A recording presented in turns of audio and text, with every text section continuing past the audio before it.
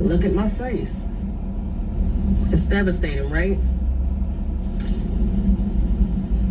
I want to inform everyone about the risk of a BBL broadband laser facial. I recently went in to see my esthetician and was told that this would be perfect for my skin. No risk, no scarring, no downtime, just a little bit of swelling. Unfortunately, after my service, I went into shock. Had to be sent to the ER and now have first and second degree burns. This service is not for melanated skin, not for pigmented skin, and at this point, shouldn't even be offered to people with brown skin. Once again, please people, look at the risk. Don't allow them to tell you it's for our skin, or that it won't leave scarring, or that it's gonna be okay. I had to go to the emergency room, and my body went into shock. I could have died on the table over a facial. I'm traumatized about this whole situation. And I pray that this gets out there to someone out there, that they check the, Google it, look up the risk, get a second opinion, do a test patch if you have to, but be aware that this is not for our skin. Yep, that's the facial I got. What is this, day 5, 4?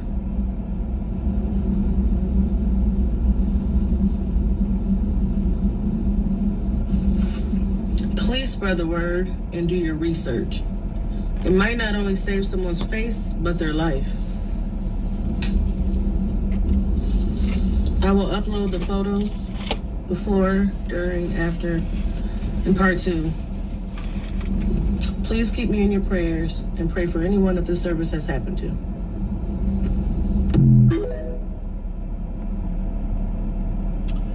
So, Katrina here from Glam by Katrina Beauty Studios here in Cincinnati, Ohio. First and foremost, I want to say this is horrible. I am so sorry that this happened to this woman, as number one, a professional in the beauty industry, and as someone who renders facial services for my clientele. And I also feel sorry for her as someone who has trusted a professional and then in turn has become traumatized. I have been traumatized as a customer and a client. I have dealt with people who have been traumatized, and earlier in my career, I feel like there may have been a time or two where unfortunately I may have traumatized someone, but I hope that anything that I did do as far as traumatizing someone was minimal, if there is a such thing. When you're first starting in any business, the best way to get better is to do the service, to make mistakes, and to learn from those mistakes. But as a professional, our number one priority is the overall health of our clients. And I think sometimes it is forgotten that mental health and emotional health is a part of that as well.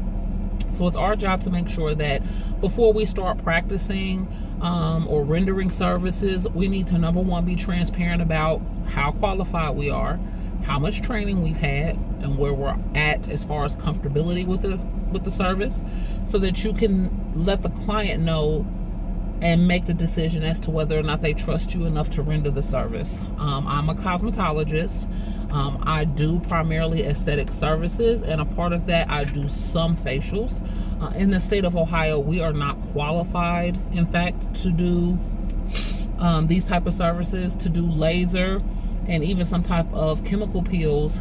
You are not supposed to be doing them unless you are either a nurse or, in fact, you are under a doctor's direction, meaning you work in a doctor's office and the doctor is supervising or watching or in charge of the service. So at the end of the day, the doctor is really responsible for the service.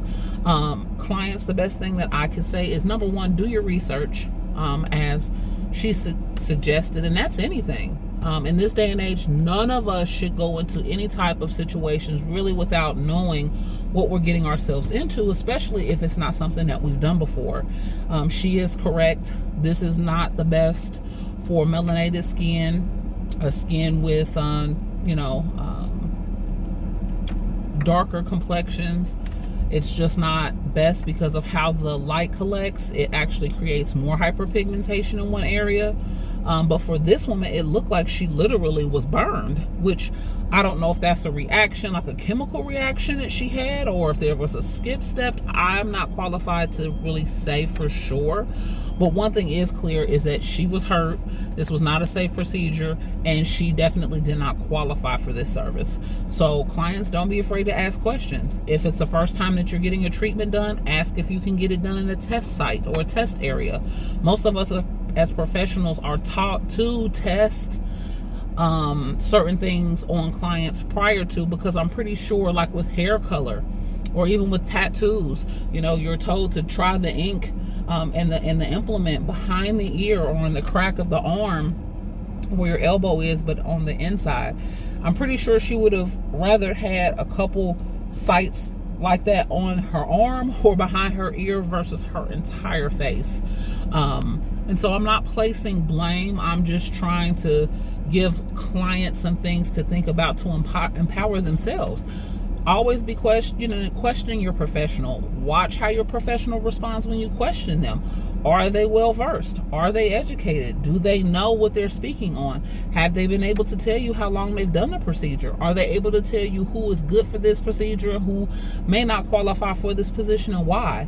As a professional myself, I've had to decline services to people because it's not for me about the money at the end of the day. I mean, of course, I'm in this to be able to take care of my family, but integrity over everything. All money is not good money, and once you get a reputation in the beauty industry, it's kind of hard to change people's minds, and you want your first impression to be the best impression. My first service for a client would never be a chemical peel. I need to get to know your skin. I need to see what it does, how it reacts, how it responds, way before I go into an evasive service. No one can just come into my business and get an evasive service and I've never treated you before. And again, that will upset some clients, and again, that is fine. If you're not comfortable with the fact that I want to take precautions to ensure your safety and the end result of your service, then you're not the client for me and I'm not the professional for you. So again, I'm just so sorry to see that this happened to this woman. Clients, don't be afraid to be an advocate for yourself. If it doesn't fit, if it doesn't feel right, go with that, because it's something stronger and more powerful than yourself telling you don't do it. Professionals, make sure that you're ready.